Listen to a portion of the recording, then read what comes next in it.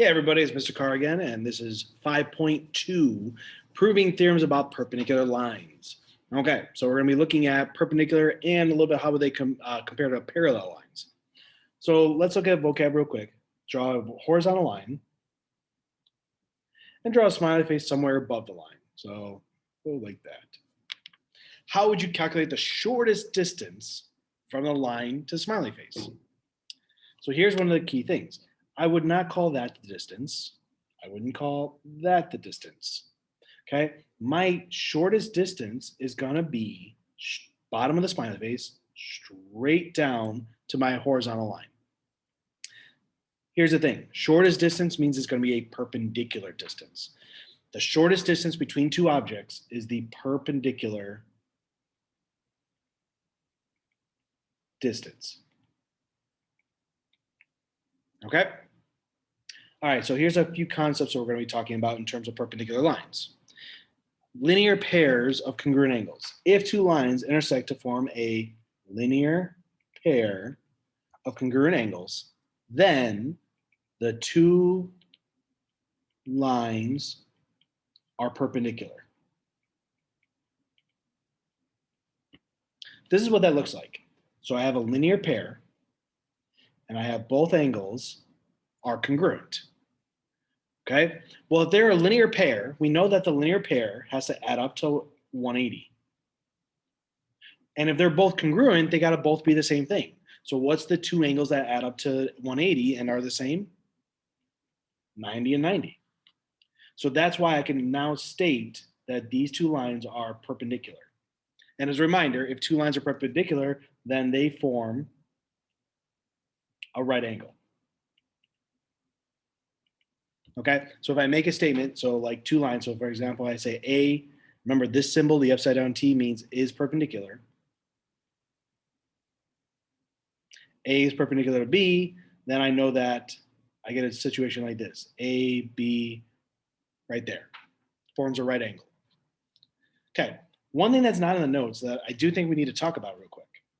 What happens if I have two lines perpendicular to the same line? So here's what that looks like. So if I have a scenario, these two lines here, I'm going to draw this across and I'm going to draw a perpendicular, perpendicular. Okay, so two lines that are perpendicular to the same line. Any conclusions I could draw there?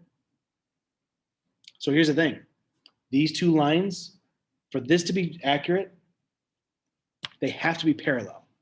So anytime I have two lines that are perpendicular to the same line, the two lines are parallel. So that is one thing that we can kind of see from that. All right. So that is where we're at right here. So now we're just kind of like analyzing some of our things with perpendicular. So explain how you know that angles have specific properties. In the diagram, angle 1 is congruent to angle 2. Explain why 2 and 3 are not supplementary. That's a weird problem, but let's talk about it. So angle 1 and angle 2, they are congruent. And if you notice, they are also forming a linear pair. So if they're congruent and form a linear pair, as we discussed earlier, angle 1 is equal to angle 2, which equals 90 degrees. Okay, well, if angle 1 is equal to angle 2, and that's both 90, here's what I can state now. QP is perpendicular to SP. I know that these are going to form right angles. Well, based on the diagram, here's what I know too. 3 and 4, thankfully from angle addition postulate from before, we know that angle 3 plus angle 4 is going to add up to 90. Okay, so we look at that, 3 and 4 are complementary here. Here's how I know then that 2 and 3 cannot be supplementary.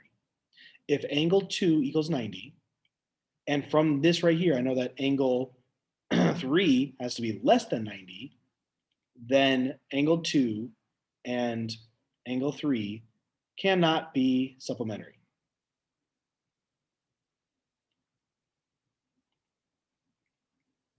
Okay, so we know that the only way for them to be supplementary is if both of them were 90 degrees. So what we have here, I used a little bit of logic, a couple step-by-step things. We started with the fact that we know 1 and 2 are congruent and they form a linear pair, so they got to each be 90, meaning this is a perpendicular line. And then 3 and 4 are going to be equal to 90 here because of the way that angle addition works. So 2 is 90, we established that. Angle 3 has to be less than 90 if it's going to be a complementary angle. So that's why 2 and 3 cannot be supplementary. All right. These you try now problems, they're just going to kind of go through. It's going to be a situation where you just kind of, a lot of them, you just got to draw it out, try to think through as logically as possible. Okay. So I'm going to have you try them on your own. Got a little bit more with perpendicular lines down here, some other stuff that you've kind of done in the past. So make sure that you are understanding these. This right here for number 2, this is the one, maybe I'll talk a little bit about this before I end the video. Okay, so like X and Y, are they parallel to each other? That's what this symbol means. Are they parallel? To help me with this one, we're going to look for this definition I gave you here. When 2 lines are perpendicular to the same line, the 2 lines are parallel. So I have that here for X and Y. Okay, X is perpendicular R, so is Y. So my reasoning is X is perpendicular to R and Y is perpendicular to R. So this is a yes. Look at Y and Z. Are Y and Z parallel to each other? Okay, well, here's the thing.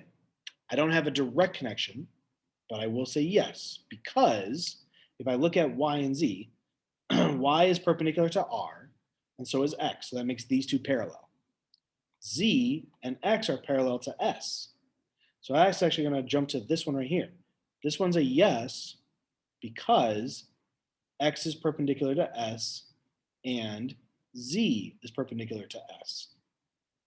Okay, so since those 2, so we've established that this is true and this is true.